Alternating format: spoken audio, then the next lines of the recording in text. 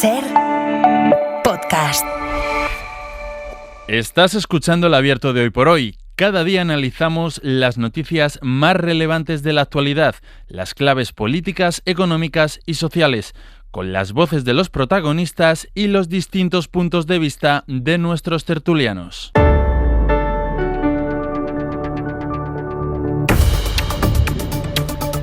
Empezamos el abierto de este lunes, hoy es 8 de diciembre, festivo nacional, así que sí, es lunes, aunque a mucha gente le parezca que sea una mañana de domingo y quizá tengan la suerte pues de estar no en el coche camino del trabajo, no con las prisas de llevar a los niños al cole, sino tranquilamente removiendo el primer café con leche o el primer café de la mañana. Si es así, pues déjenos acompañarles esta mañana, a la que vamos a compartir nuestro análisis con Cristina Monge. Cristina, buenos días. ¿Qué tal? Muy buenos días. Además, solita en el estudio de Madrid. Todo entero para mí. Me habéis dejado Toda aquí la SER abandonada. en tus manos. Toda la SER. Bueno, y los compañeros que están detrás del cristal. Sí, pero ¿quién está aquí, al uso de la palabra? Estás tú con el poder ahora mismo. Estoy yo con el poder ahora mismo. Y además sentada en el micro de la jefa, no se lo digas. Hombre, no esperaba menos. No esperaba que te pusieras en una esquinita. Y hoy les hablo desde Valencia y desde aquí saluda a Ignasi Guardans. Ignasi, buenos días. Muy buenos días. Y Eduardo Madina. Hola, Edu, ¿qué tal? Buenos días. ¿Qué tal? Buenos días, José Luis. Vamos a empezar, si os parece, con la fotografía del momento en el que estamos, que nos aporta hoy, que nos permite ponerle cifras,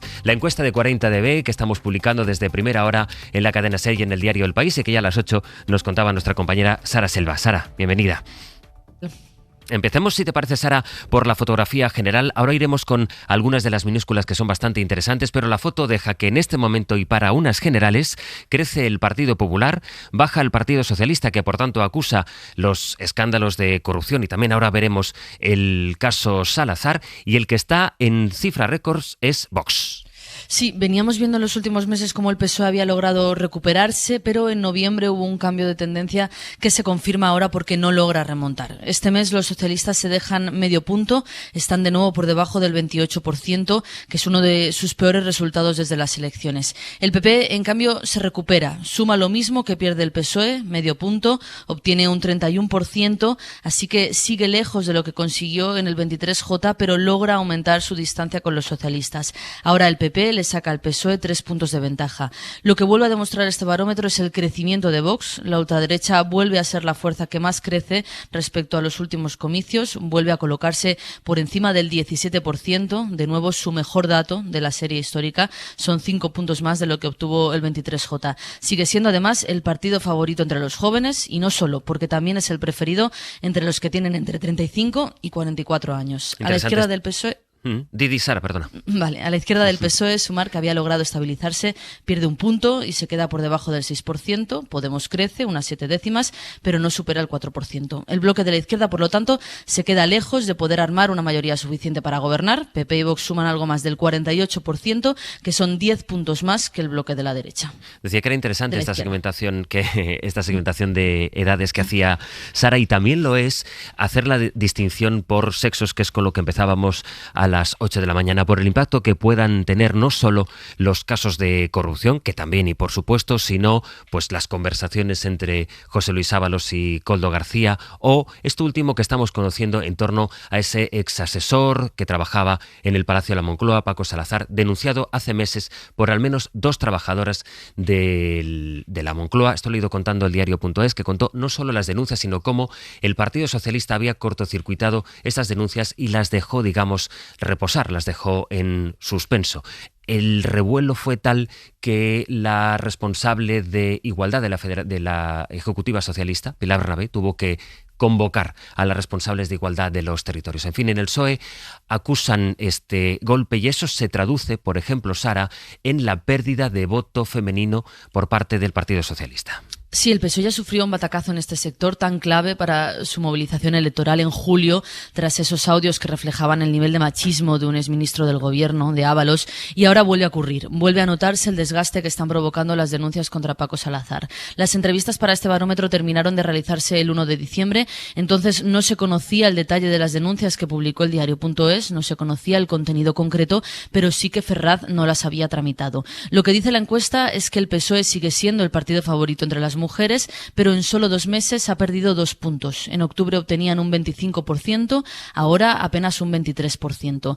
Esa caída no va a parar al grupo de abstencionistas. Quienes se benefician son el PP y Vox. El Partido Popular en solo un mes consigue aumentar casi 4 puntos sus expectativas de voto entre las mujeres, pasa de un 17% a un 21%. También crece la ultraderecha, algo más de un punto, aunque en cualquier caso siguen siendo mayoría las mujeres que no saben a quién votar, las abstencionistas o las que van a votar en blanco o nulo.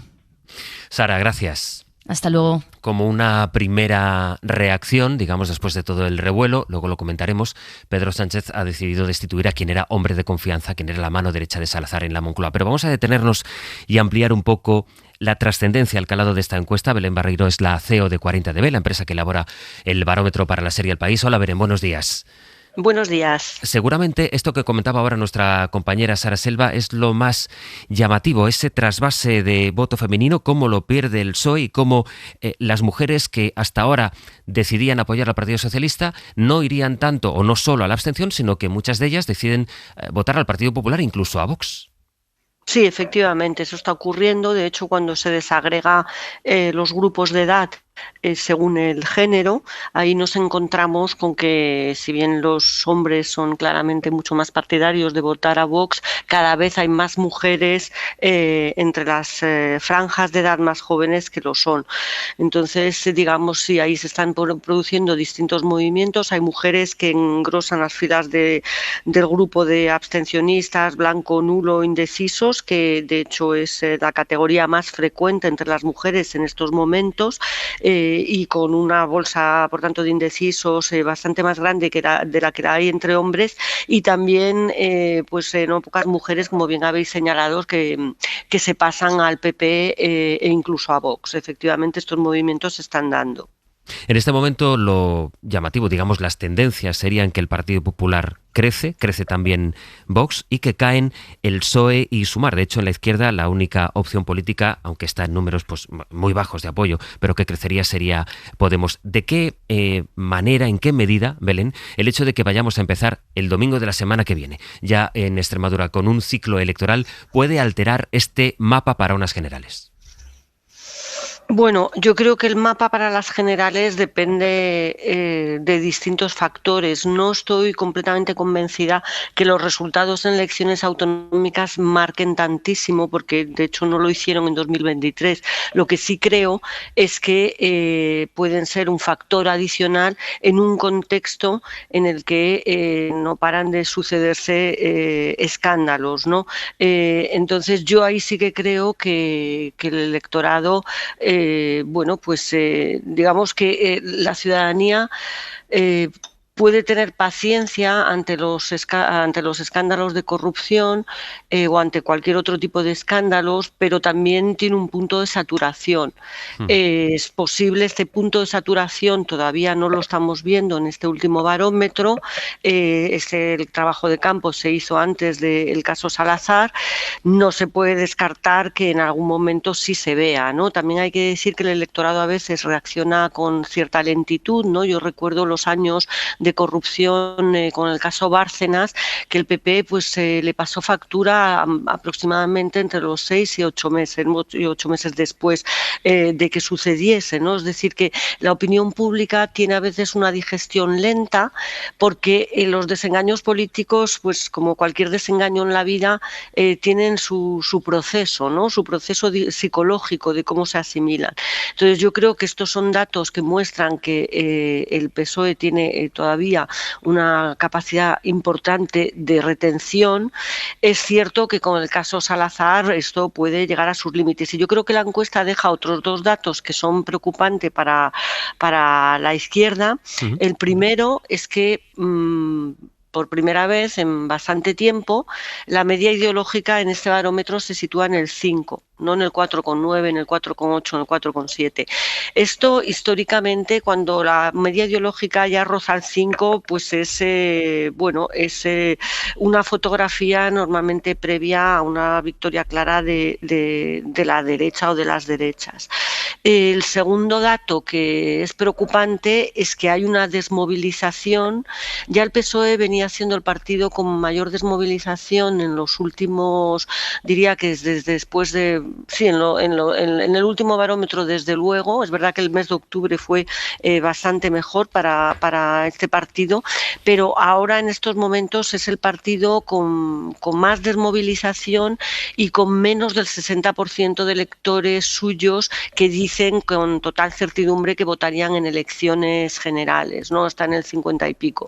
Eso es un dato también negativo, son esos pequeños datos, ¿no?, que a veces pasan desapercibido, pero quienes tenemos cierta experiencia en el análisis electoral, pues sabemos que son esas primeras señales que si no se revierten, pues pues pueden indicar un cambio de tendencia claro, ¿no? Y en la medida en que la agenda siga copada por casos como el caso Ábalos, el caso Salazar o Santos Terán, que ahora está en libertad provisional, significa que este 27,8 que tiene el Partido Socialista según este barómetro puede seguir cayendo.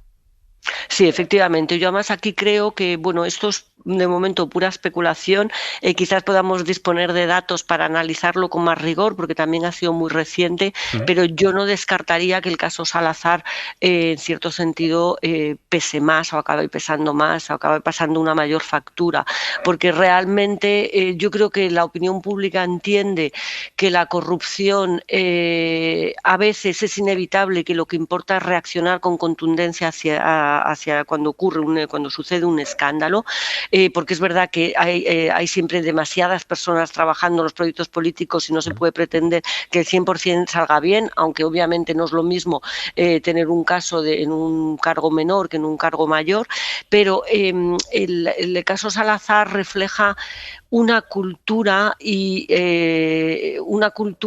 el Partido Socialista que es realmente contraria a los principios que dice defender, que es tremendamente ofensiva para las mujeres, y también para muchos hombres, pero que es, en cierto sentido, yo no descartaría que eso terminase siendo más dañino, ¿no? Y luego, como digo, porque todo satura, ¿no? El primer caso se puede pensar, ha habido un problema de selección de personal, bien, pues se disculpa, ha habido reacción, etcétera. El segundo caso igual, cuando se llega al tercero, pues también no cabe descartar que la ciudadanía se sature.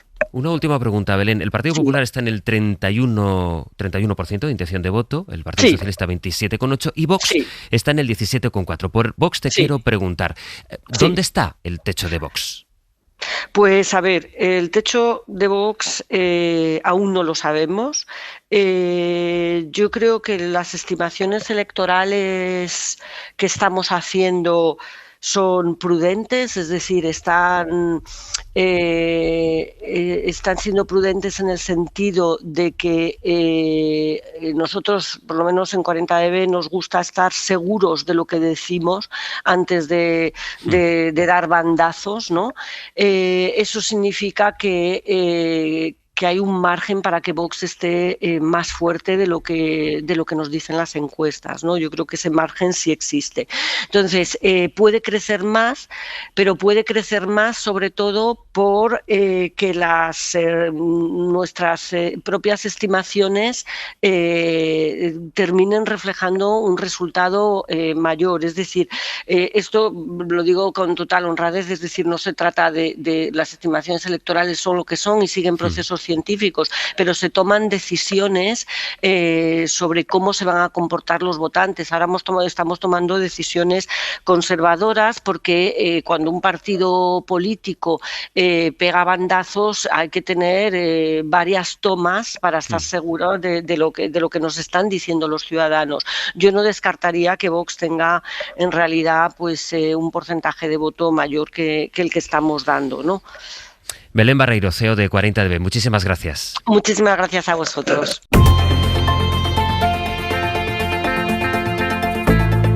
El Abierto. Ser podcast.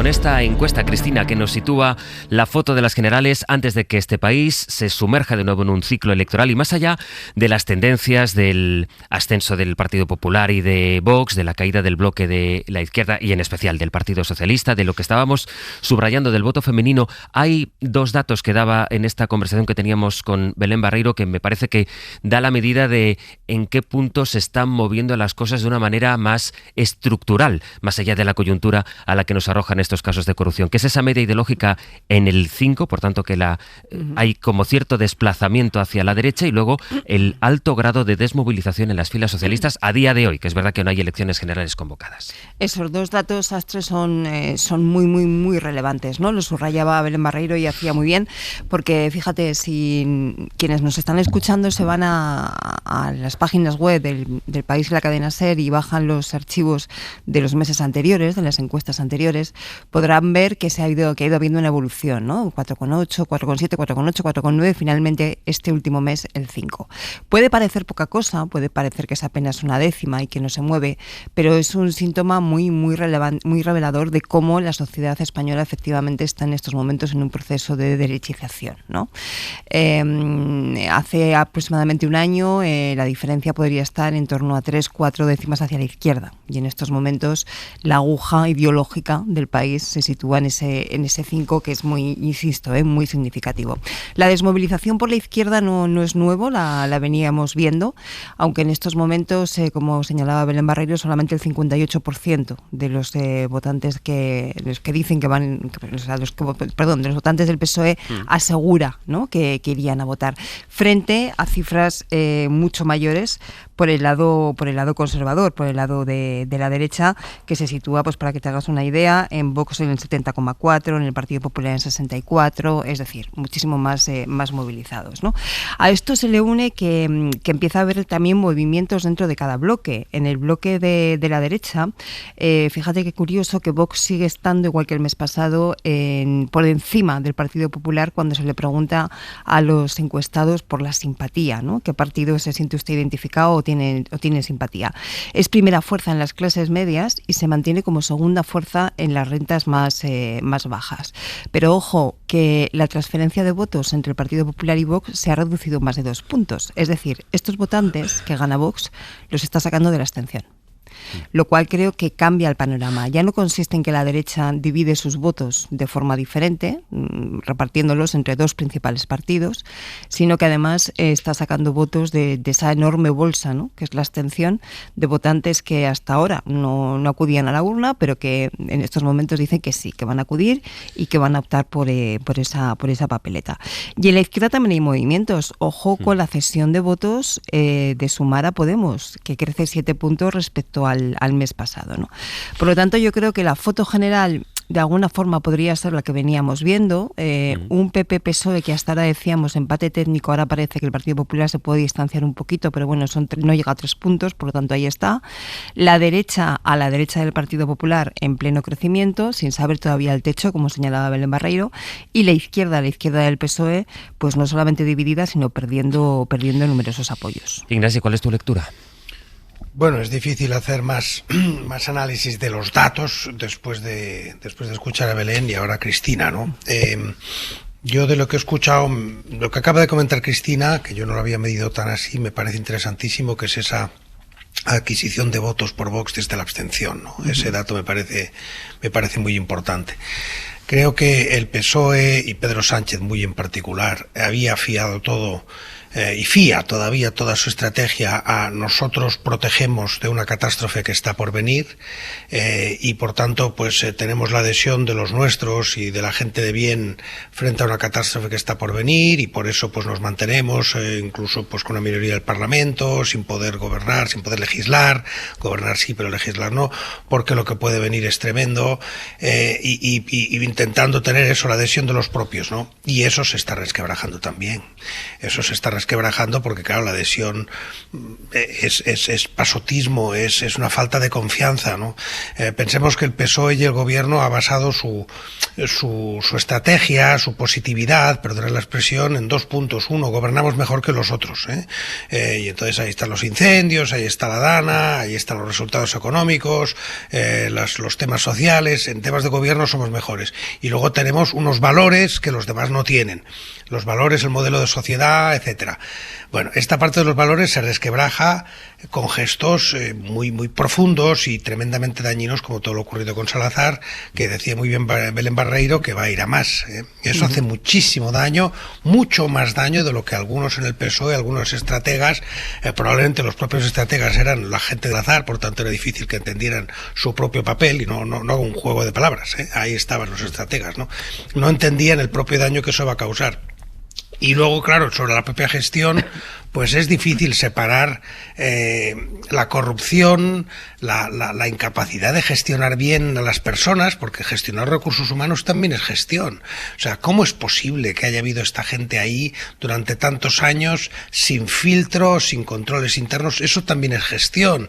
Y eso, claro, no son incendios, no son pantanos, no son, no son ríos que desbordan, pero sí son errores gravísimos de gestión. Por tanto, sí, el panorama desde el punto de vista del PSOE, pues ciertamente no es positivo, y ha sido muy prudente Belén Barreiro.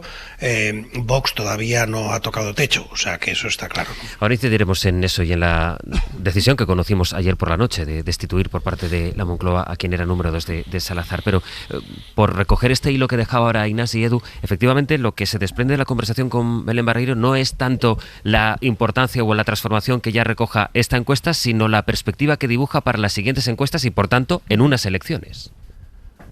Sí, diría que ha estado prudente, ¿no? Como siempre está Belén, que yo creo que da gusto escucharla en general, y hoy especialmente en lo relativo a su propia prudencia, ¿no? La contención en el análisis prospectivo, que yo creo que todos vamos viendo, ¿no? Y es verdad que esta es una legislatura rara en el sentido de que siempre en España, que ha habido un ciclo de un color o de otro, de un tono progresista, un tono conservador, ha correspondido a un gobierno progresista o conservador que iba con el ciclo.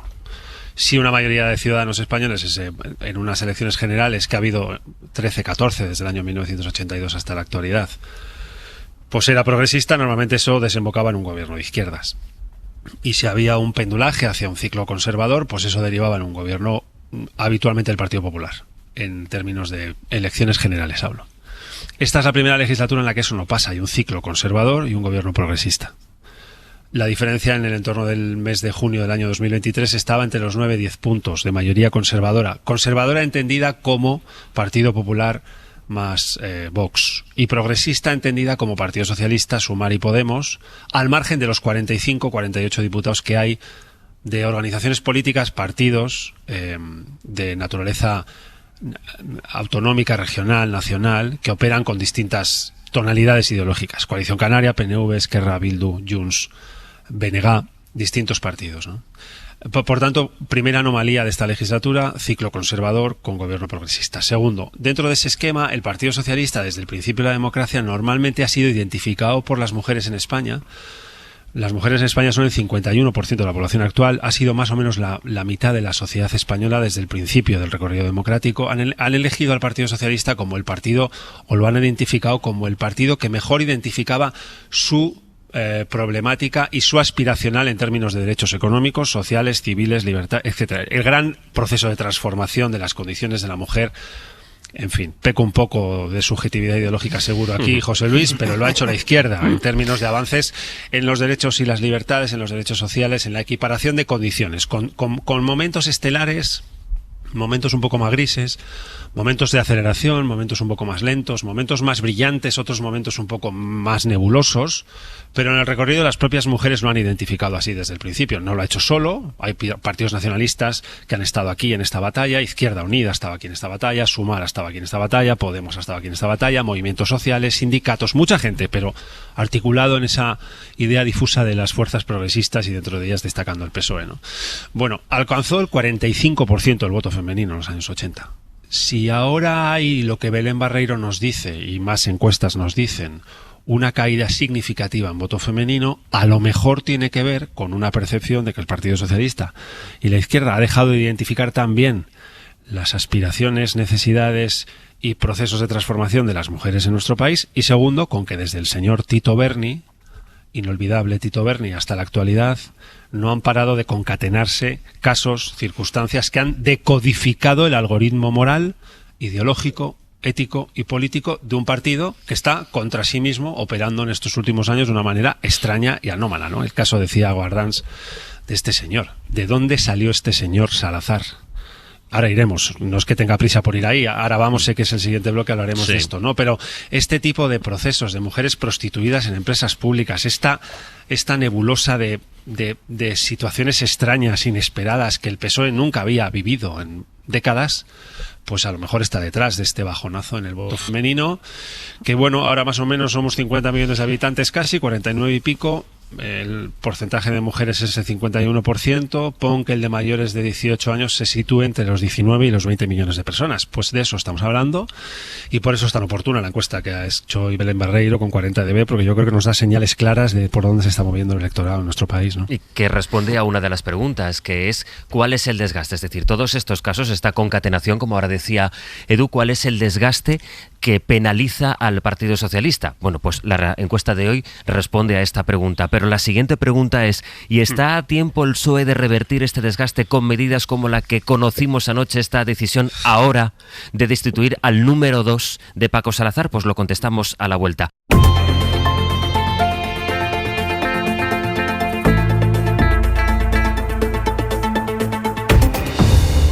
En el abierto de hoy, Ignasi Guardans, Eduardo Madina y Cristina Monge, a partir de la encuesta de 40dB para la serie El País que publicamos esta mañana y que nos dejaba en el punto de, bueno, cuál es el momento por el que atraviesa el Partido Socialista después del encarcelamiento de Ábalos y de Koldo García, de que Santos Cerdán esté en libertad provisional, y ahora con las informaciones que vamos conociendo en torno a Paco Salazar, cómo el Partido Socialista cortocircuitó esas denuncias, cosa que ha enervado a las responsables de igualdad del partido, cosa que tiene un efecto que nos vaticinaba Belén Barreiro, que puede ser superior todavía en el desencanto del voto, especialmente femenino, que es un sector clave para las aspiraciones electorales del Partido Socialista, y además con Guillermo Lerma. Buenos días.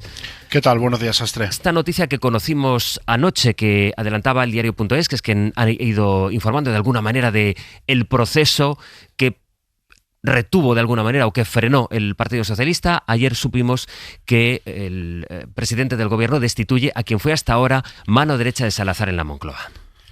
Sí, a Antonio Hernández, que ha sido apartado de todos sus cargos, de los orgánicos en la ejecutiva del PSOE de Andalucía y los institucionales en la Moncloa, donde desde septiembre de 2024 era director del Departamento de Planificación Política del gabinete del presidente del gobierno. El martes, el Consejo de Ministros va a formalizar su cese de quien era considerado internamente, como decía Sastre, la mano derecha de Paco Salazar, su persona de confianza. Este fin de semana, algunas trabajadoras de la Moncloa, en declaraciones al diario.es, lo habían señalado como una figura clave para encubrir sus comportamientos machistas, y por eso el jefe del Ejecutivo ha decidido ahora sacarlo también de su equipo. Oficialmente en el gobierno aseguran que ese cese ha sido acordado y que desde la publicación de las denuncias de esas mujeres que han sufrido en primera persona las situaciones de presunto acoso por parte de Salazar, Antonio Hernández tuvo claro que su continuidad en esos cargos no era posible. Él niega los comportamientos que se le atribuyen, pero asegura que se aparta para no dañar más la imagen del Ejecutivo. Sánchez intenta así atajar una crisis que ha provocado, como decías, un profundo malestar interno, sobre todo por la gestión de esas denuncias, un caso que la oposición además está utilizando para cuestionar el compromiso del PSOE con la lucha por la igualdad, y por eso el propio presidente este fin de semana, en esos actos por el aniversario de la Constitución, ha insistido sobre todo en aclarar que el partido no ha actuado con connivencia ni ha tratado de encubrir los comportamientos del que fue su asesor en la Moncloa. Admitido Sánchez errores no intencionados, sobre todo a la hora de gestionar esas denuncias. Reconoció, por ejemplo, que no se tramitaron con la velocidad necesaria, pero, dice Sánchez, no se actuó con connivencia. Por eso, en esa línea de mostrar contundencia, el presidente del gobierno decidió ayer el cese de Antonio Hernández, la mano derecha de Paco Salazar en la Moncloa. Aquí lo que había era un personaje muy, muy poderoso, Paco Salazar, que trabajaba como asesor en el Palacio de la Moncloa, tan poderoso que podría haber estado ahora mismo en la sala de máquinas del Partido Socialista, que tenía unos comportamientos asquerosos en la sede, en los despachos de la presidencia del gobierno, que fueron denunciados por 2 empleadas en el canal interno habilitado por los socialistas precisamente para poner este tipo de denuncias, y que por lo que ha ido contando el diario.es, una de estas mujeres tuvo que incluso salir de Madrid para que tenía miedo de que podía ser identificado el ordenador donde ponía la denuncia, e incluso llegó a poner, y estas son algunas de las cosas que pongo sin fiarme del grado de confidencialidad y de seguridad que me da este propio canal. Aún así, esas denuncias se apartaron y no ha sido hasta tiempo después cuando se han conocido las denuncias y se ha provocado el revuelo que se ha provocado dentro del Partido Socialista. Guillermo, gracias. Hasta luego. Veremos mañana qué es lo que dice, si es que dice algo, la portavoz del Gobierno sobre este asunto después de la rueda de prensa del Consejo de Ministros. Recuerden que estamos en el inicio de una semana que tendrá el último pleno parlamentario de este año, y el pleno siguiente será el año que viene. Pero esto liga, Edu, con lo que decíamos de la reacción del Partido Socialista y la pregunta que dejábamos en el aire antes de las 9, si con esta reacción ahora llega a tiempo el Partido Socialista para revertir el daño electoral. Pues mira, para mí este es un caso muy sorprendente. Desde el principio, en la línea de lo de Ignasi Guardans. ¿Cómo es posible que este tipo de personajes... No es la primera que digo esto, pero lo voy a repetir, ¿no? ¿Cómo es posible que este tipo de personajes hayan llegado a donde han llegado? Es verdad que hace unos años yo le estuve siempre enfrente en todos los procesos orgánicos. También esta es una frase que he dicho alguna otra vez en el Hoy por Hoy en los últimos meses. La dije con Santos Cerdán, la dije con Koldo García, la dije con José Luis Ábalos, en su día lo dije con Tito Berni. A todos estos los tuve siempre enfrente, entonces yo nunca supe de hasta dónde serían capaces de llegar. Pero yo sí sabía quiénes eran, porque lo sabía todo el partido. Sin saber hasta dónde eran capaces de llegar, todo el mundo sabía quiénes eran. Entonces, claro, hoy, en línea de lo que preguntabas, José Luis, nos levantamos preguntándonos todos sobre quién es la persona que el señor Salazar eligió para tener a su lado. Y yo creo que la pregunta es quién es la persona que eligió tener a su lado al señor Salazar. ¿Y qué papel jugó este señor en la Moncloa? ¿Y por qué estuvo a punto de ser secretario de organización?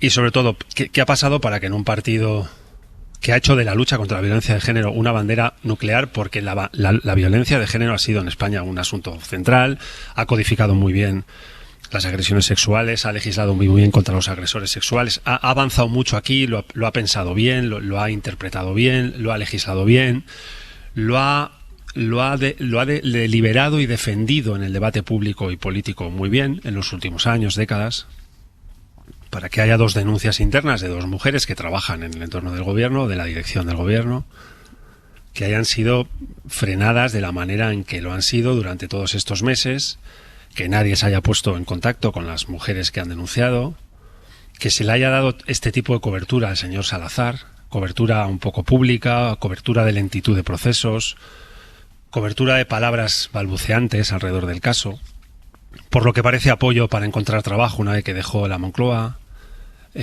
imágenes con dirigentes del partido comiendo como si todo fuera bien, con una persona que tenía 2 denuncias por agresiones sexuales, que es un tema, en fin, con el que creo que la sociedad española está, con razón, altísimamente sensibilizada, y diría que la militancia del Partido Socialista y los cuadros del Partido Socialista también. Así que yo no soy capaz de entender qué ha pasado aquí, José Luis. ¿Qué va a pasar en términos electorales? Es materia de expertos. Belén Barreiro nos dice hoy que la sociedad española ha tomado nota y que las mujeres en España han tomado nota. No me extraña. No me extraña porque el caso no hay por dónde cogerlo, la respuesta no hay por dónde cogerla y lo que ha sucedido alrededor del señor Salazar, pues no hay por dónde cogerlo. Así que no me extraña nada que la directora de 40DB o la CEO de 40DB detecte una bajada, como ha notado, en el apoyo electoral de la sociedad española, en el lado de las mujeres, sobre todo. Cristina. La encuesta tiene un trabajo de campo hecho entre el 27 de noviembre y el 1 de diciembre. Es decir, eso significa que estos últimos, la última parte, ¿no?, del escándalo alrededor del señor Salazar todavía no estaba en la conversación pública y por lo tanto no se ha podido detectar, con lo cual es es posible plantearse que la situación puede ser incluso peor todavía.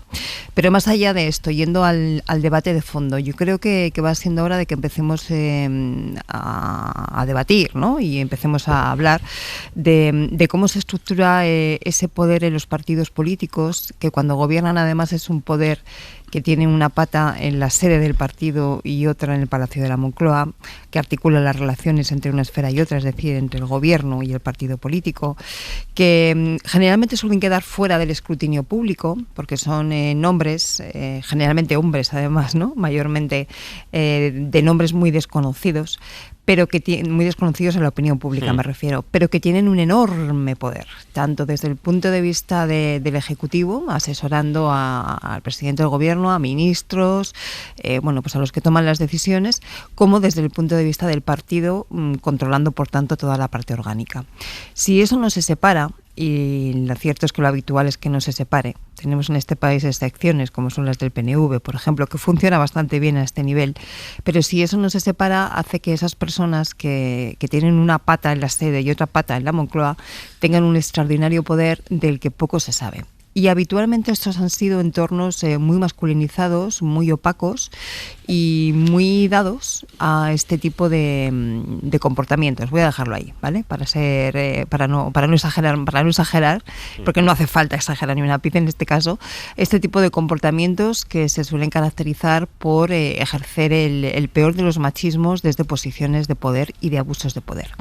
En ese contexto, las herramientas que suelen tener las mujeres para poder denunciar o alertar, porque en este caso estamos hablando de alertar, ¿no? Puesto que son denuncias anónimas, suelen ser escasas y con pocas garantías. Es cierto que el Partido Socialista ha puesto en los últimos tiempos mecanismos que hacen posible esto, ¿no? De hecho, lo estamos viviendo, ¿no? Dos mujeres que efectivamente dieron el paso, pero así todos se sintieron absolutamente inseguras y sintieron que esto no iba a ser tramitado. De hecho, si no es porque meses después alguien, y el diario.es publica, que no se estaban dando los pasos correspondientes para ir tramitando esas denuncias, probablemente esto hubiera quedado en el olvido, ¿no? Lo cual resulta, desde mi punto de vista, absolutamente aterrador. Hay que recordar que la polémica en torno a Paco Salazar, que también la destapa el diario.es, ocurre justamente en ese comité federal donde el PSOE entra en una enorme crisis tras conocerse los escándalos de los audios de corrupción, de todo lo que tiene que ver con Koldo, Ábalos, Cerdán, etcétera, etcétera. Es en la entrada, yo recuerdo perfectamente esas imágenes, ¿no? La entrada de ese comité federal en el que el señor Salazar iba a ser nombrado adjunto a la Secretaría de Organización.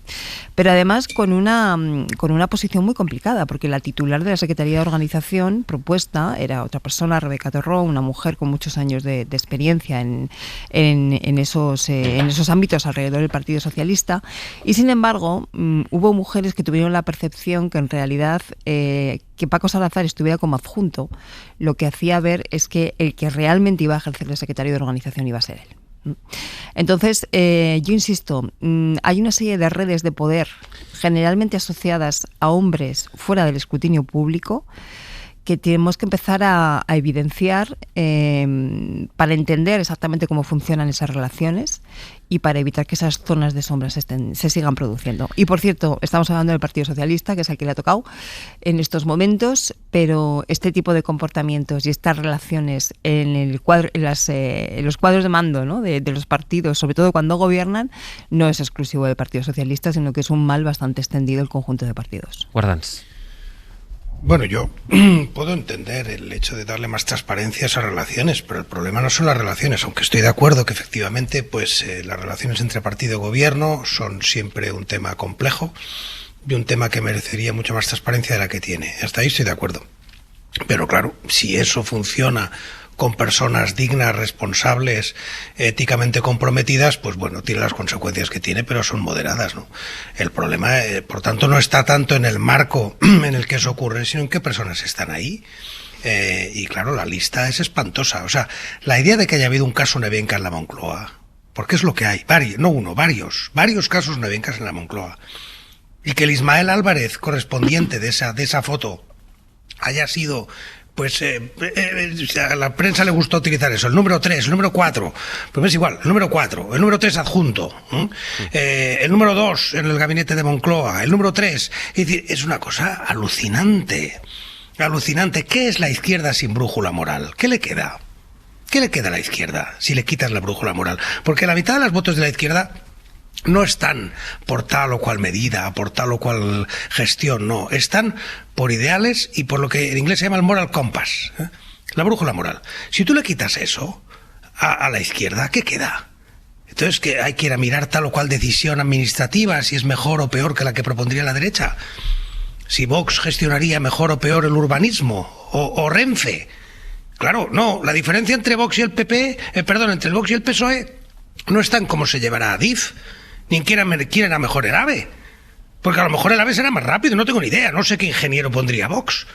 Por tanto, el debate es moral, el debate es ético, es de fondo, es de ideales. Si todo eso se rompe, si todo eso desaparece del debate, y no solo desaparece, sino que está en el debate, pero de la forma más contaminada posible, porque esto llueve sobre mojado. Estamos hablando de puteros, estamos hablando, lo ha dicho Eduardo, una terminología que yo no sé si la habría utilizado, o sea, prostitutas en empresas públicas, perdonad, pero es así, o mujeres prostituidas puestas ahí. Es una situación esperpéntica a la que hemos llegado. Entonces eso no es un tema de cómo funciona la relación entre el gobierno y el partido. Es quién ha permitido que esto haya llegado hasta aquí. ¿Quién está detrás de esos nombramientos por activa y por pasiva? ¿Quién los ha firmado? ¿Quién los ha mantenido? ¿Quién los ha consentido? ¿O quién no tenía absolutamente ni idea de lo que estaba ocurriendo a su alrededor? Y eso es lo que a mí me parece tremendo. Y cuando, se mira hacia qué salida tiene esta, pues va por ahí. Va por ahí, o sea, va por quien tiene la responsabilidad de haber mantenido esta situación, efectivamente, dirigiendo al partido y dirigiendo al gobierno. Y desde el momento que, por las razones que sea, por ceguera, por tener la cabeza en otro sitio, ha perdido el compromiso moral, lo ha perdido en el sentido de que ha dejado de ser algo que se aplicaba en la realidad, que servía para discursos, pero que ya ha dejado de servir en la realidad cotidiana, porque tu compromiso moral, eso vale para un obispo que acepta que un cura sea pedófilo y vale para quien dirige un partido. Si tú lo que dices no lo aplicas a tu entorno, no me interesa lo que dices. Y claro, eso es lo que está pasando a distintos niveles y es tremendo, tremendo. Habrá que ver en los días que vendrán cuáles son las medidas que sigue adoptando, si es que sigue adoptando el Partido Socialista en esta rendición de cuentas. Las 9:20, las 8:20 en Canarias. A la vuelta hablamos del otro escándalo que atraviesa desde hace días la crónica política en nuestro país, que son esos audios del CEO de Ribera Salud y que nos llevan al modelo de gestión sanitaria.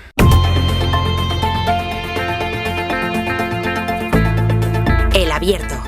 Ser podcast. Hay una última hora que nos lleva a Canarias. Andrea Expósito, buenos días. ¿Qué tal? Buenos días. La persona que se encontraba en estado crítico en el Hospital de la Candelaria tras haber sido recuperada ayer de ese incidente que venimos contando en parada cardiorrespiratoria ha fallecido. Son ya 4 en total los muertos por este golpe de mar ocurrido ayer por la tarde en la piscina natural de Los Gigantes en Tenerife, que vuelve a dar otra jornada negra en las aguas canarias.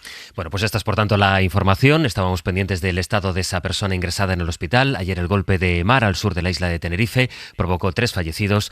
Ha fallecido la persona que estaba en el hospital y por tanto son 4 ya los muertos que deja ese episodio que vimos ayer en Canarias. Por lo demás, les decía que el otro gran asunto que atraviesa nuestra conversación pública son los audios que publicó el diario El País de Pablo Gallart, que era el CEO de Ribera Salud, que luego se apartó a partir del escándalo que provocó el hecho de escucharle, porque aquí hay un factor diferencial y es el hecho de que le hemos escuchado a él, al responsable de la gestión de este hospital público, aunque sea de gestión privada, decir en su propia voz que había que desandar el camino y que por tanto había que incrementar las listas de espera en la medida en que esto aumentaba los beneficios de su compañía. Radio Madrid, Javier Carrera, buenos días. ¿Qué tal? Buenos días. Este fin de semana, Javier ha publicado un extracto más largo, creo que son 4 minutos de esos audios. Lo que ocurre es que esa versión, que es la suya, no contradice, no niega que él mismo dijera lo que todo el mundo pudimos escuchar, que es que él pedía que se incrementaran las listas de espera. Sí, esa es la nueva estrategia del CEO de Ribera Salud, que en teoría estaba apartado y que ahora se defiende, digamos, matando al mensajero. Pero aquí, Sastre, lo que realmente está en duda es el sistema por el que centros como Torrejón, pero también los de Quirón, que era el grupo para el que trabajaba el novio de Ayuso, reciben compensaciones millonarias reclutando a pacientes de fuera y desatendiendo supuestamente a los suyos, porque eso es lo que decía el CEO en los audios y eso es lo que llevan años denunciando los sanitarios. Y lo dicen también los datos. Torrejón consigue, Sastre, 24.000 pacientes a través del sistema de libre elección de Ayuso. Es lo que el CEO llamaba no cápita. Por esos pacientes han recibido 88 millones de euros desde que Ayuso es presidenta, 33 este mismo verano. Y todo eso es lo que no dicen ni el CEO ni Ayuso. De hecho, ambos utilizan los mismos argumentos para defenderse. La presidenta el sábado lo reducía todo a rencillas entre directivos, pidiendo que se publicara el audio completo, y eso mismo es lo que señalaba el CEO de la compañía casualmente solo unas horas después. Gallar asegura que el audio del País está editado y aporta un nuevo audio que en realidad no es incompatible con lo ya publicado. De hecho, en ese nuevo fragmento llega a reconocer que hay que hacer algo para sobrevivir. Tenemos que estar con una lista de espera mucho menor de la que tenga la pública. Lo que estamos hablando aquí es cómo podemos hacer para que Torrejón sobreviva. A pesar de todo, en la Consejería de Sanidad siguen sin encontrar incumplimientos. Hoy, por cierto, la consejera, que se llama Fátima Matute y que también trabajó para el Grupo Quirón, rompe su silencio en una columna publicada en El Mundo en la que viene a defender que todo es una especie de cortina de humo de la izquierda. Mañana, por fin, esta consejera se reúne, Sastre, con los máximos responsables de Ribera Salud. Cortina de humo, dice la consejera. Gracias, Javier. Hasta luego. Mariola Lourido, buenos días. Buenos días, Sastre. Nos contabas, Mariola, a las 8 que el Gobierno está intentando reformar por ley un endurecimiento de la colaboración entre la privada y la pública. Esto, que es lo que vino a decir ayer en la entrevista que publicaba El País Mónica García, la ministra, es algo que en realidad ya venía tratando de impulsar el Gobierno, que se topa, se enfrenta a su difícil realidad parlamentaria y que por tanto le faltan apoyos para aprobarlo. Lo que está ahora en la esperanza del Ministerio de Sanidad es que con todo este revuelo, con la crisis tan grave del Hospital de Torrejón, esto sea un impulso para que puedan sacar la medida adelante. Sí, el escándalo del Hospital de Torrejón va a darle velocidad a esa nueva ley de gestión pública del Sistema Nacional de Salud, un proyecto que en el calendario del Gobierno estaba para que se aprobara este año, pero se atascó. Ahora, después de la conmoción causada tras escuchar los audios del CEO de Ribera Salud, pues la ministra de Sanidad quiere acelerarla, llevarla en enero, si es posible, al Consejo de Ministros. Es un proyecto para frenar la privatización sanitaria. La puerta, Sastre, se abrió de par en par con la ley de Aznar en el 97. Mónica García pretende poner coto a la gestión sanitaria con ánimo de lucro que están haciendo empresas como Quirón y Ribera Salud, al negocio a costa de la salud, y tiene otro objetivo importante: facilitar la reversión a lo público de hospitales gestionados con la fórmula de la concesión, el modelo Torrejón, que tuvo su origen en Alcira, en Valencia, y que, recordamos, fue la primera reversión que se hizo en España con el gobierno del Botanic. Se hizo hace 7 años y sin haber esta ley, que va a limitar también conciertos como el de Quirón con la Fundación Jiménez Díaz en Madrid. Sanidad. Pues espera que lo de Torrejón facilite en el Congreso el apoyo de los socios parlamentarios para sacar adelante esta norma, pero claro, Sastre, una vez más el Gobierno va a depender de grupos como Junts, de lo que diga Junts. Alcira fue el primero. Fue el caso que el Partido Popular implementó en la Comunitat Valenciana, el hospital que atiende a la comarca de la Ribera, de ahí el nombre, por eso hablamos de Ribera Salud, de ahí salió la empresa, un hospital para una comarca de gestión privada, aunque fuera público. Y luego, como decía Mario, el Pacto del Botanic, bajo la presidencia de Chimo Puig, lo revirtió, no sin problemas, porque aquello fue un proceso muy, muy costoso. Mariola, gracias. A ti, hasta luego. José Miguel Repullos, profesor emérito de Planificación y Economía de la Salud de la Escuela Nacional de Sanidad, es un experto en la gestión sanitaria. Señor Repullo, ¿qué tal? Buenos días.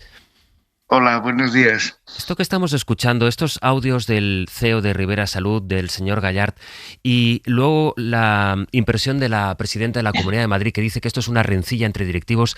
¿A usted, que sabe de la gestión sanitaria, le parece que esto sea una rencilla entre directivos?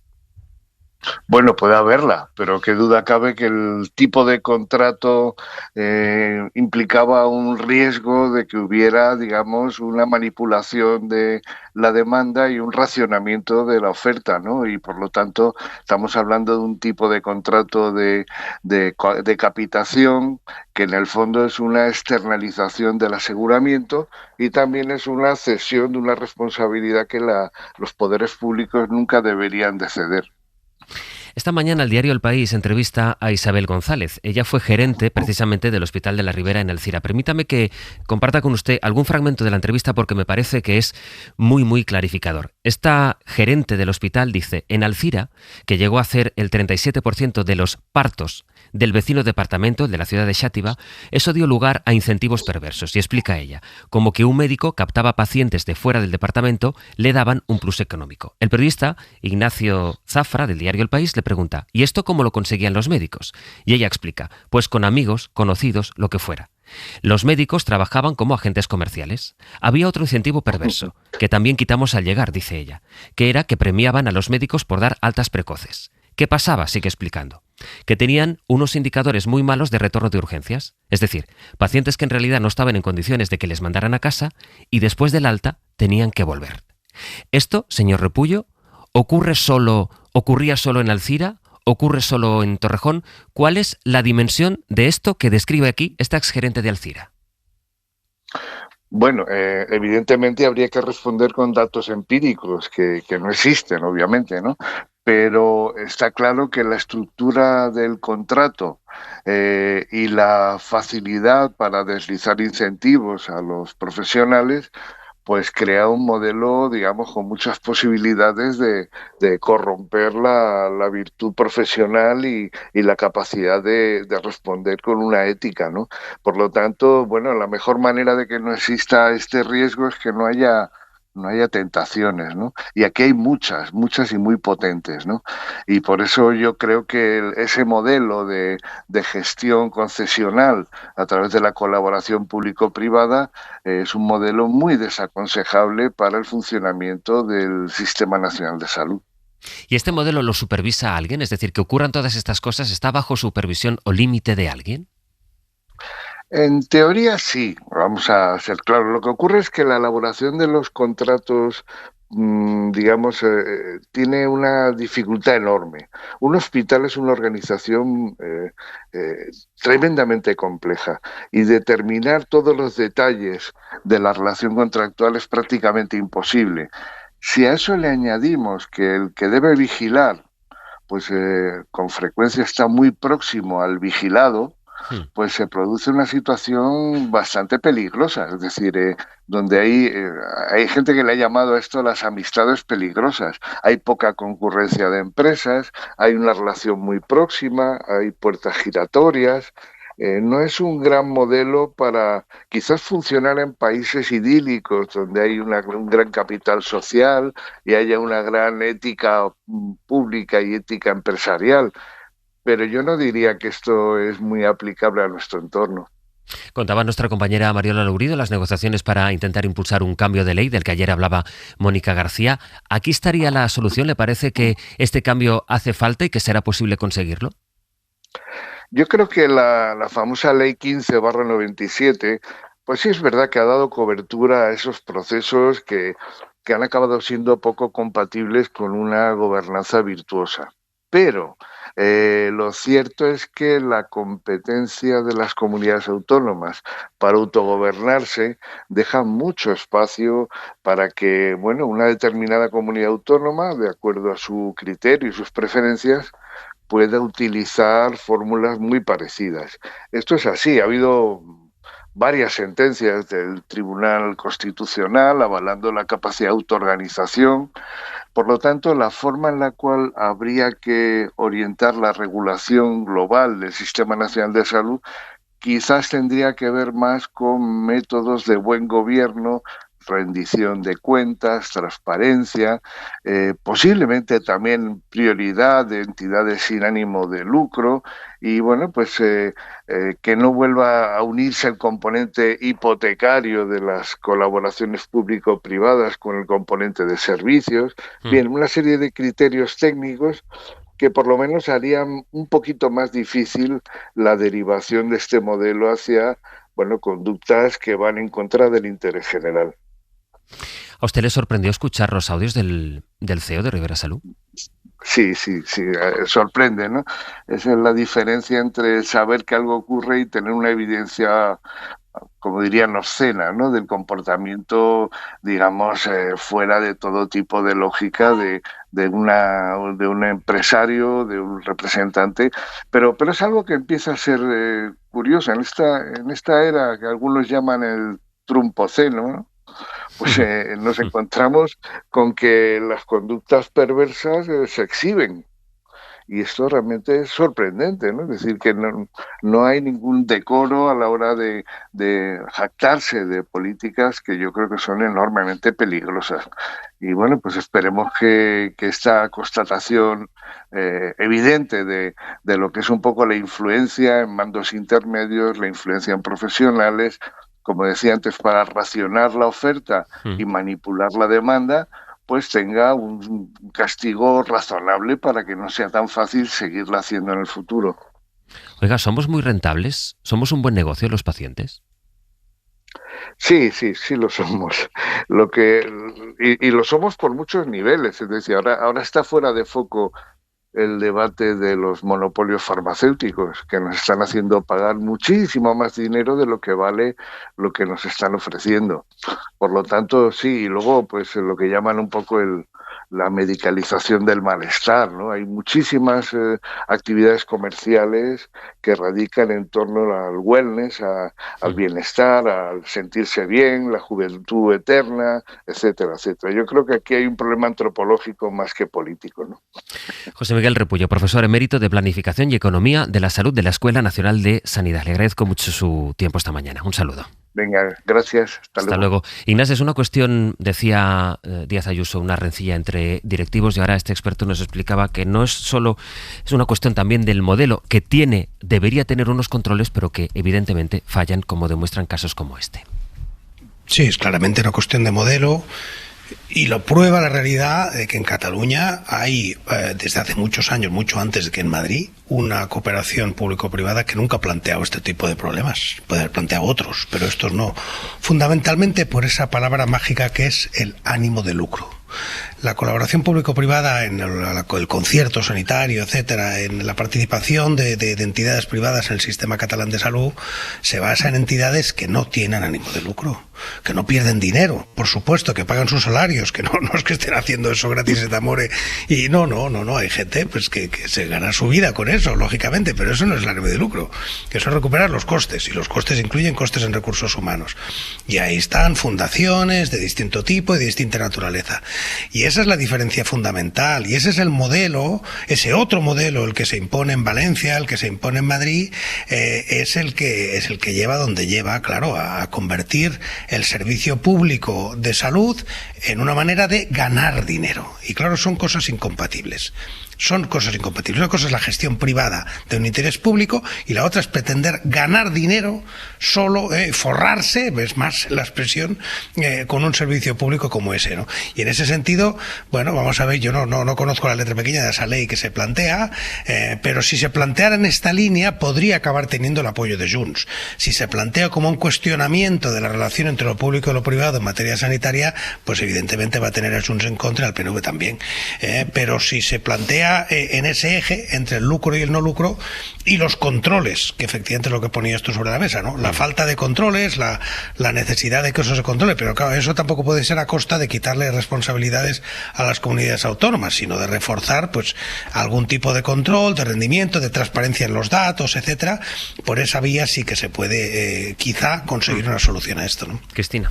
Bueno, y lo primero que tengo que decir es que este tema me parece un escándalo de unas dimensiones colosales, ¿no? O sea, que se esté gestionando un hospital público con estos criterios, que estemos escuchando las declaraciones que hemos oído, yo automáticamente además ya creo que esto no se puede quedar solamente aquí. O sea, esto tiene que motivar una reflexión en profundidad profundidad y un estudiar todo lo que se pueda qué está pasando en el conjunto de ese modelo de colaboración público-privada, que no solamente es legítima, sino que es muy interesante en muchos casos, pero que en otros hace aguas, como estamos viendo. O sea, hablamos de controles, y yo creo que eso es la palabra que a todos nos viene a la cabeza cuando surgen este tipo de casos, ¿no?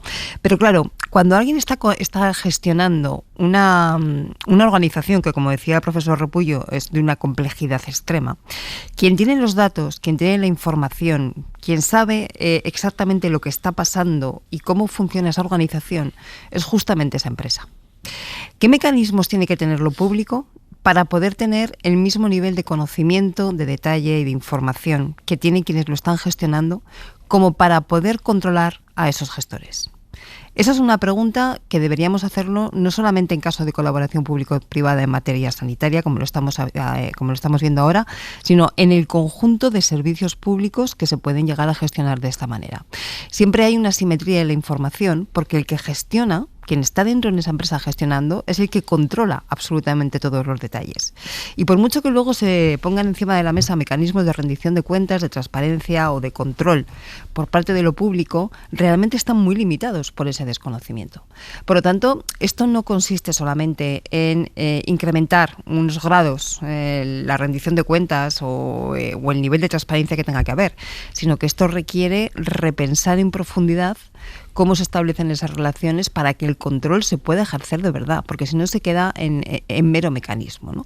Y dicho esto, me parece que es un poco insultante las declaraciones de la presidenta de la Comunidad de Madrid, diciendo que esto se debe a problemas entre ellos, ¿no? A piques entre ellos, quitando hierro al asunto, cuando en realidad una gestión responsable en estos momentos lo que debería hacer es empezar a plantear una serie de auditorías rigurosas, no solamente en este hospital, que por supuesto, sino también en el conjunto de centros que se están rigiendo por este sistema de gestión. Pero déjame hacerte una pregunta, Cristina, porque tú controlas bastante de encuestas, movimientos electorales, de lo que hablamos precisamente al empezar este abierto. ¿Y eso qué desgaste crees que tiene para el gobierno de la Comunidad de Madrid electoralmente? Bueno, es decir, empezábamos hablando de un escándalo que tú misma dices, y dices muy bien, un escándalo como no recordamos otro igual, es decir, poder escuchar. Antes nos decía el experto, bueno, una cosa es saber qué pasa y otra pues tener clara la obscenidad esta de escucharle, diciéndole que quiero que se vengan a aumentar las listas de espera. Bien, ante un escándalo de estas dimensiones, después de que hayamos hablado mucho del coste electoral que tiene pues para la otra franja, ¿no?, del espectro, pues para la izquierda, los casos de corrupción y demás. Esto, un escándalo como el que estamos viendo en Torrejón, ¿qué desgaste crees que tiene? ¿Qué coste electoral crees que tiene? Bueno, es que el voto se decide por muchos factores, ¿no? No solamente por una cosa, porque si no sería muy sencillo, causa-efecto y ya está, pero sabemos que esto no es así, ¿no? Por eso es tan interesante, tan apasionante, porque es complicado el conocerlo, ¿no? Pero fíjate que en el caso de la Comunidad de Madrid tuvimos otro escándalo de materia sanitaria de dimensiones colosales, como es el caso de las residencias de los mayores en plena COVID, y eso no ha tenido una repercusión negativa, ¿no?, para la señora Ayuso, ni muchísimo menos. Por lo tanto, los componentes del voto son muchos. Esto efectivamente puede ir minando, este tipo de cuestiones pueden ir minando la confianza, pueden ir minando la credibilidad. Sobre todo minan esa idea de la buena gestión por parte de la derecha, que es uno de sus atributos habituales en España, pero de allí a que haya una traducción directa en materia electoral, yo lo veo más complicado. Otra cosa es que a esto se sumen otro tipo de factores, ¿no? Y entonces efectivamente el conjunto de todos ellos pueda acabar pasándole factura, pero de momento una relación directa, bueno, vamos a ver las encuestas, ojo, porque aquí también hay que ser muy cautos, pero vamos, viendo lo que ha venido pasando anteriormente, a mí me sorprendería. Esta semana precisamente se reactiva el caso de las residencias con las declaraciones de 3 exaltos cargos del gobierno de Ayuso. Edu. Yo coincido con Cristina, habrá que esperar, igual las encuestas nos dan alguna sorpresa, ¿no?, algo inesperado, pero algo me dice que en este Madrid hegemónico de valores más bien vinculados al partido de la señora Ayuso, al Partido Popular,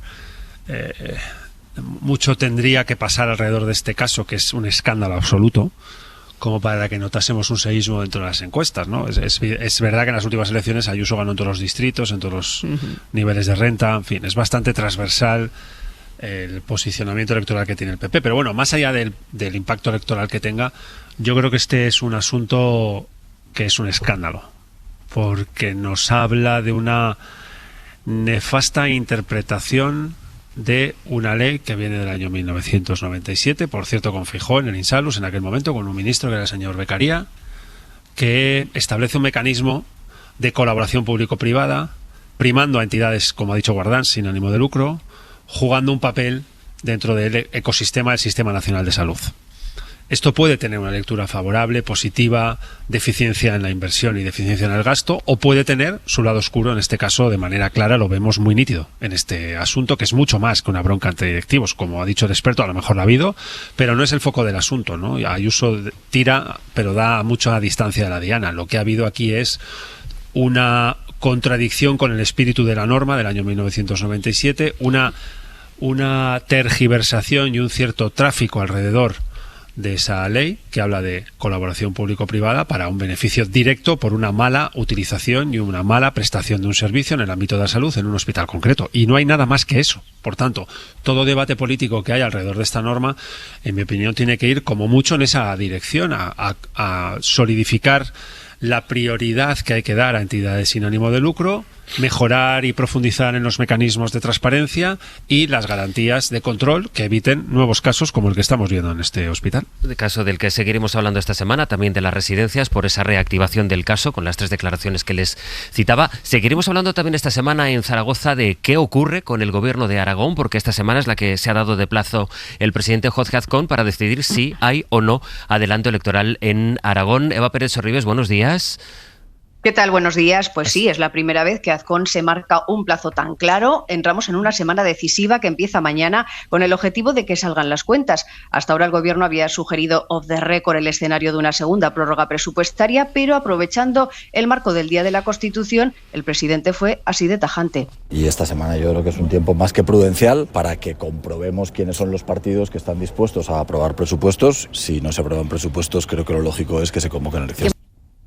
Pero se encontrará con la puerta cerrada de la izquierda. Junta Aragonesista e Izquierda Unida ya le han dicho que no, al PSOE ni se le espera. Por eso mañana el presidente comenzará la ronda con Teruel Existe, el PAR y Vox, los que ya le dijeron que sí en las únicas cuentas que ha podido aprobar su gobierno, que fueron las de hace 2 años. Pero el foco está en Vox, todo depende de ellos y Azcón tampoco se lo quiere poner fácil a los de Abascal. En las cuentas que no ha llevado al Parlamento y que solo ha presentado en rueda de prensa, se incluyen partidas contra la violencia machista o para la exhumación de víctimas de la guerra civil, por ejemplo. También ha dicho que no está dispuesto a incumplir la ley, negándose a la acogida de menores migrantes, aunque su gobierno lo haya llevado a los tribunales. Así que en Aragón empieza a oler a elecciones en febrero, al PSOE le pilla en horas bajas y no olvidemos que su oponente, Pilar Alegría, es además la cara más visible del gobierno de Sánchez. Pero ya veremos lo que sale de las urnas. Lo que en Aragón no ha salido nunca es una mayoría absoluta. Veremos, por tanto, así que sí, el ciclo electoral que empieza el domingo de la semana que viene en Extremadura pasa también por Aragón. Eva, gracias. Adiós. Y una última imagen que vamos a captar desde el exterior en Siria, porque hoy se cumple un año del derrocamiento del dictador Bashar al-Assad, que puso fin de manera abrupta a la dinastía que había gobernado ese país con puño de hierro durante medio siglo. Apenas 11 días tardaron los milicianos islamistas en acabar con el régimen que había sumido al país en una guerra civil cruel que duró 14 años y que figuraba entre los más cruentos del mundo. Nuestro enviado especial en Damasco, Nicolás Castellano, está en realidad en la mezquita Omeya, que es donde ha aparecido por sorpresa al-Shara, que es quien lidera ahora el país. Hola Nico, buenos días. ¿Qué tal? Buenos días, José Luis. Un año después de esa precipitada huida del dictador del Assad, las nuevas autoridades sirias, encabezadas por el yihadista al-Shara, buscan un acercamiento a Occidente, mientras están lidiando con una crisis humanitaria y de seguridad que amenaza la estabilidad del nuevo régimen y que tú has podido comprobar allí, Nico, ahora mismo sobre el terreno. Sí, José Luis, estoy aquí en la mezquita Omeya, uno de los lugares míticos, de una de las mezquitas más importantes del mundo y donde ha aparecido esta mañana a primera hora en el rezo del amanecer al-Shara con la misma vestimenta, el mismo uniforme militar con el que entró en Damasco hace un año. Un al-Shara que en las últimas horas ha desmentido ante las preguntas de Christian Amanpour que él sea un terrorista, ha negado que él haya matado civiles y ha hecho esta referencia a lo que sucede en Gaza.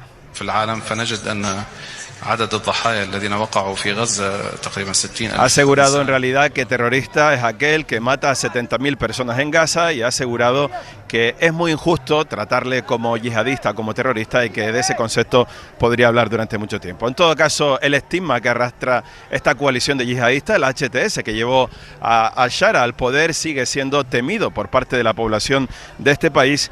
Y aquí hemos hablado también con un hombre que le ayudó a entrar directamente en el Palacio Presidencial. Fue el primer comandante de la División del Sur que entró en el Palacio de los Al-Assad.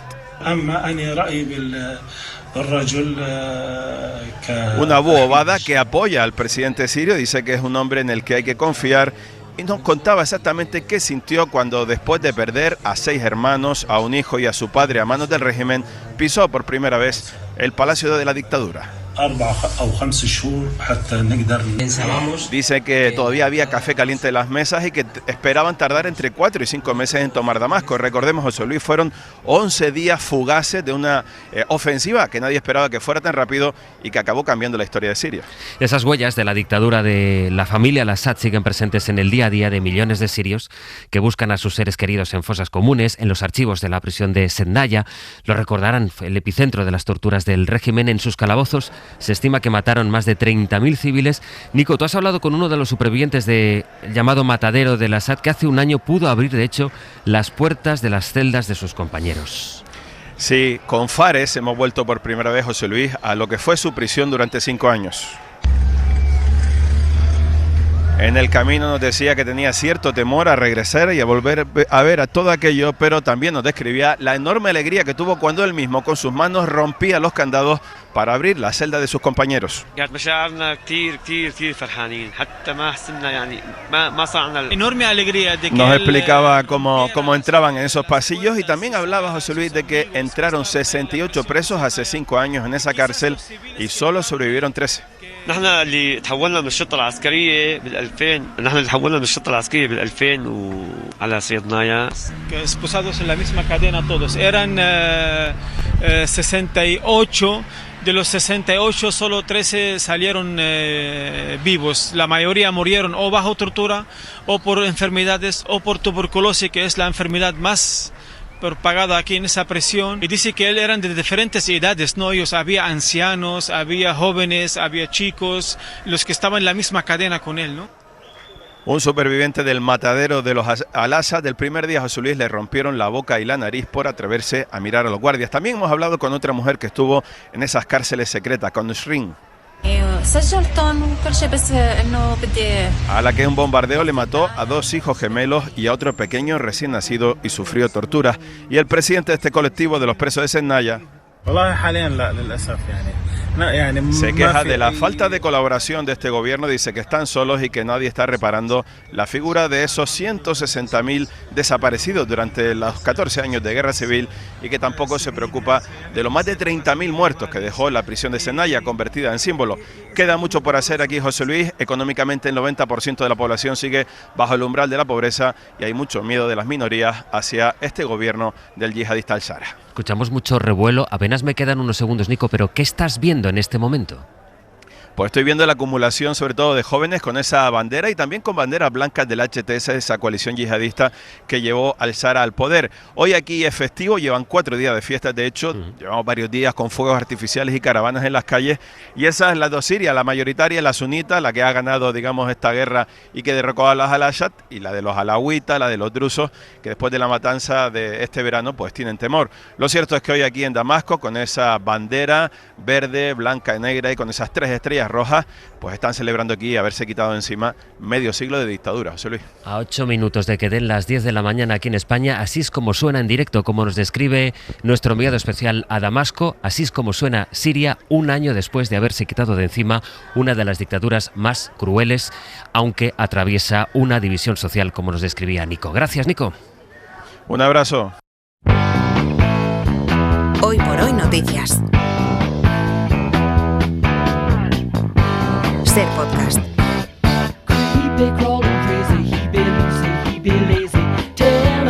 Y con Sergio Castro y Pepe Rubio, ¿cómo estáis? Buenos días. Muy buenos días. Buenas. ¿qué tenemos pensado para a partir de las 10 de la mañana? Pues tenemos varias cosas. Yo no sé si a estas alturas Cristina Monge, Eduardo Madina o Ignasi Guardans están en ello, pero lo cierto es que ya no hay ni famoso ni conocido que no esté escribiendo una memoria. Esto es lo que ahora se lleva. Todo con los mundo, jóvenes que somos, nosotros no. Hay casos muy jóvenes en los que ya tienen las memorias somos jovencísimos terminadas. Para eso. Bueno, pues tomad nota, porque en 900, 100, 800 esta mañana Bopo, que es con quien vamos a empezar el magazine, les pregunta de quién famoso o famosa le gustaría leer ahora las memorias en las que él o ella cuenten toda la verdad, que pueden ser cosas distintas, escribir las memorias y luego decir toda la verdad. Luego, a partir de las 10:30, con Rafa Cabeleira y Galder Reguera, hablamos de todo lo que ha de decir la jornada de fútbol, muy bien para el Fútbol Club Barcelona básicamente, pero vamos a recibir a un invitado, al periodista Carlos Marañón. Y para el Celta. Y para el Celta, obviamente, sí, claro, también, sí. también, tienes toda la razón. Y vamos a recibir al periodista Carlos Marañón, como decía, que es el coautor de una guía que se titula Guía Poco Práctica del Fútbol Español, donde se reúnen todos los datos de la historia de la Liga que no son, digamos, imprescindibles, que no son del todo necesarios, pero que leídos uno sobre otro, pues son curiosos. Bueno, y en una mañana que lleváis de debate político, social, económico duro, contundente... Pero interesante, ¿eh? Interesante. Gracias, Pepe. Yo sé que tanto vosotros como España y tú, Sastre, estáis esperando una explicación muy importante en este día tan señalado como el de la Inmaculada Concepción, y es que Pablo Ortiz de Zárate va a venir a partir de las 11 a explicar el constructivismo ruso de Rodchenko. Ah, pues mira, lo estaba esperando. Es una cosa que estábamos todos... Hacía falta. Poco se habla.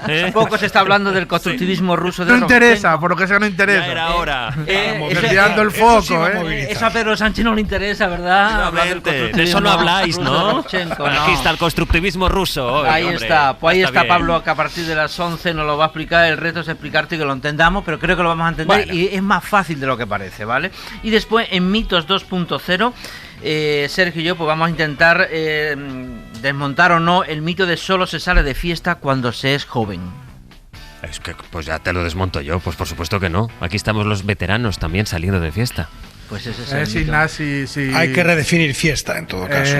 Y mayor. Y veteranos. Y veteranos. Sí. Bueno, de momento en el 900, 100, 800...